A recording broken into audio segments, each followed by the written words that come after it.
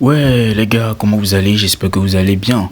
Bienvenue ici à Gambi House. Et Ferdinand a été donne des conseils à toutes ces personnes qui vont sortir pour la manifestation ce 26 juin. Il a détaillé des choses et a donné des conseils et a donné des instructions à suivre ce 26 juin 2025.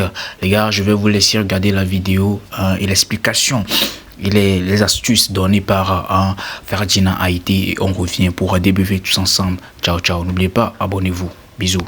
Notre frère Amouron qui est au centre psychiatrique de Zébévier. J'ai appris d'ailleurs qu'il a fait une crise. Qu'il a fait une crise très grave ces jours-ci, ces heures-ci, et qu'on l'aurait amené dans un hôpital. Je ne sais pas dans quel hôpital exactement, mais qu'il a fait une crise. J'ai appris qu'il a fait une crise. Amouron a fait une crise. Donc je voudrais rappeler à ce ministre-là de l'administration territoriale, monsieur Awate Odabalo, colonel Awate Odabalo, que normalement, ce n'est pas Amouron qui doit être au centre psychiatrique de Zébé, c'est lui. C'est lui, colonel Awate Odabalo, qui devait être là-bas. Parce que lui, il est connu dans l'armée, il était connu dans l'armée comme quelqu'un de fou, comme un fou. Il est connu dans l'armée comme un fou. Il avait été enchaîné dans l'armée. Il avait fait des crises de folie, il avait été enchaîné dans l'armée. Dans un pays normal, lui ne devait même plus être soldat.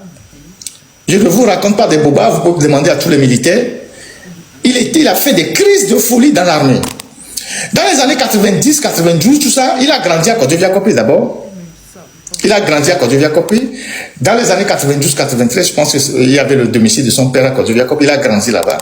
Quand les jeunes de l'opposition, dans les années 90, 92, faisaient des manifestations contre Eyadema, jeunes sous-officiers, je ne sais pas qu'il était déjà sous-officier, il était parti dans ce quartier de Kodjo-Viakopi où il y avait ses copains, les gens avec qui il a grandi, pour essayer de les dissuader de faire des manifestations contre le régime. Et les jeunes l'ont proprement tabassé à l'époque.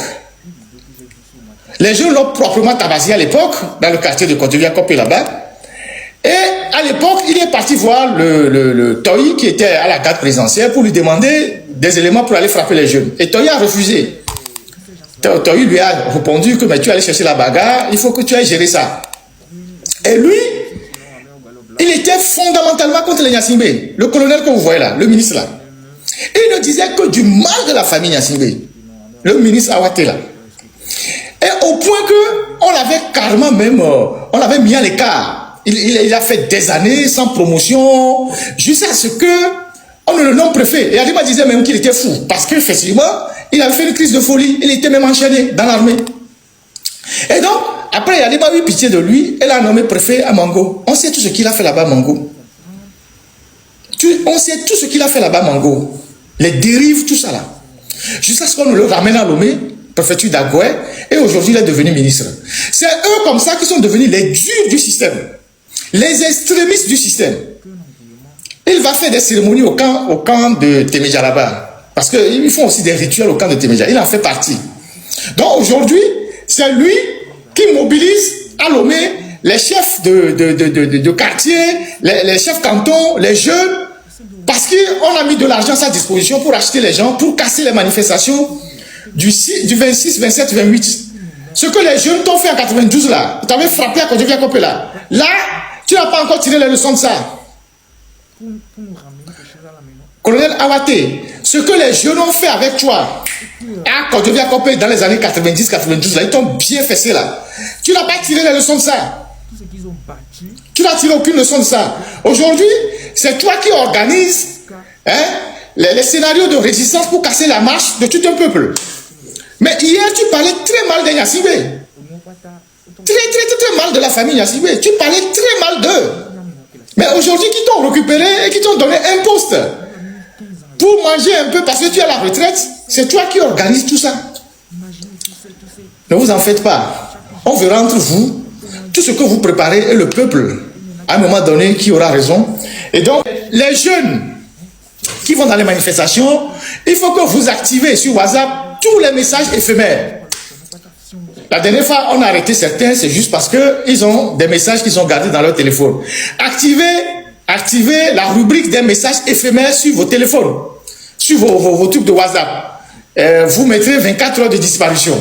Activez la rubrique messages éphémères sur tous vos téléphones. Vos WhatsApp surtout. Activez ça. Privilégiez Signal. Faites des appels si c'est bon. Mais quand vous voulez écrire, hein, activez la disparition éphémère des messages en 24 heures. C'est fondamental. Parce que quand il vous arrête aujourd'hui, la première des choses qu'il cherche, c'est d'avoir votre téléphone et de savoir avec qui vous avez échangé, quel message vous avez envoyé à quelqu'un. Donc, activez ça. Prenez tous vos téléphones, activez ça.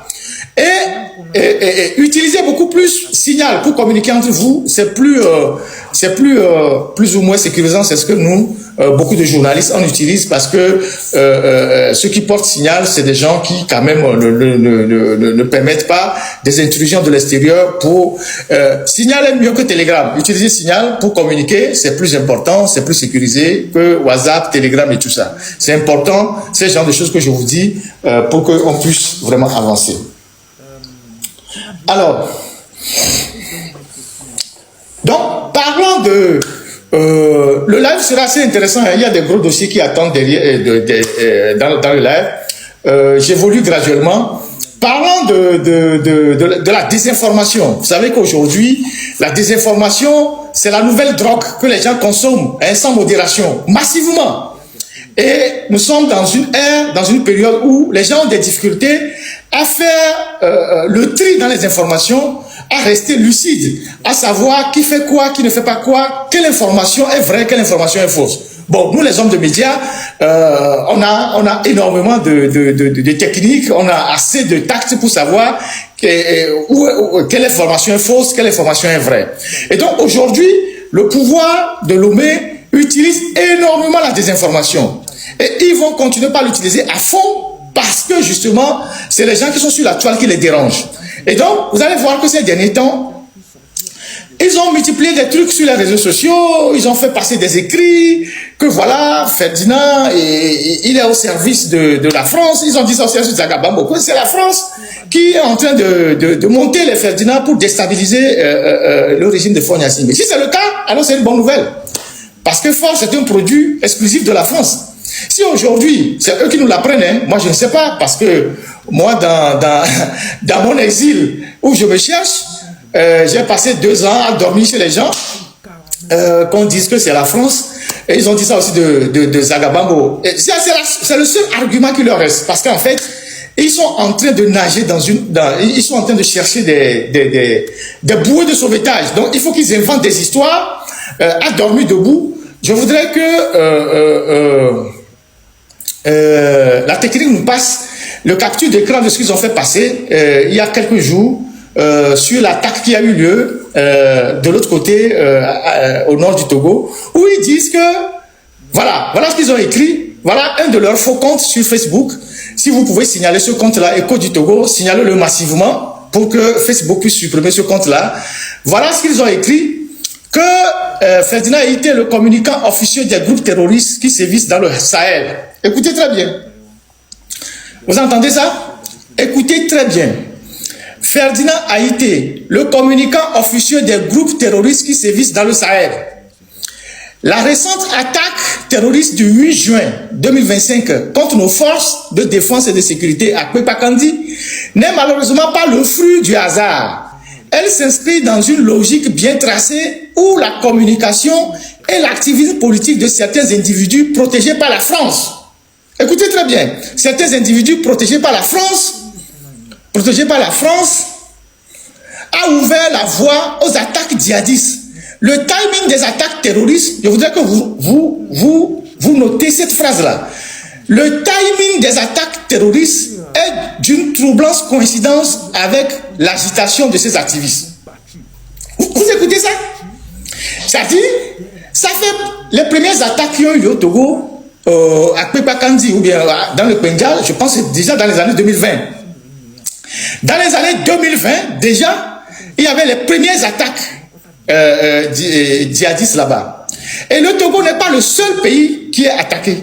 Le Bénin est attaqué, le Ghana est attaqué, la Côte d'Ivoire est attaquée. Alors, donc, quand on vient attaquer le Togo, c'est Ferdinand qui devient... Ils ont même dit dans un PV de la gendarmerie que c'est moi, Ferdinand, Olivier Ama, nous qui sommes en exil, on se débrouille pour manger, que c'est nous qui avons financé ces attaques des djihadistes au nord du Togo. Ils ont dit ça dans un PV officiel. Ça leur a permis de lancer un mandat d'arrêt international. J'ai le mandat d'arrêt. Vous imaginez les incongruités de ce régime-là. Donc, il faut cette communication-là pour nous faire passer pour des gens qui sont en acquaintance avec les barbus. Qu'est-ce que nous on a à voir avec ça? Et voilà, guys, j'espère bien que vous avez tous suivi la vidéo, hein. Vous avez regardé la vidéo du début jusqu'à la fin. Voilà, n'hésitez pas à donner vos avis dans les commentaires. Donnez vos avis dans les commentaires. Et voilà, et c'était Ferdinand Haïté qui a donné des astuces et a donné et ce qui se passe de l'autre côté avec Amron et tout, et a donné certaines infos et tout. Mais vous avez écouté, ce n'est pas à moi de renchérir. Vous-même vous avez déjà écouté. Donc les gars, abonnez-vous pour plus de contenu. On se capte après. Bisous, bisous, ciao.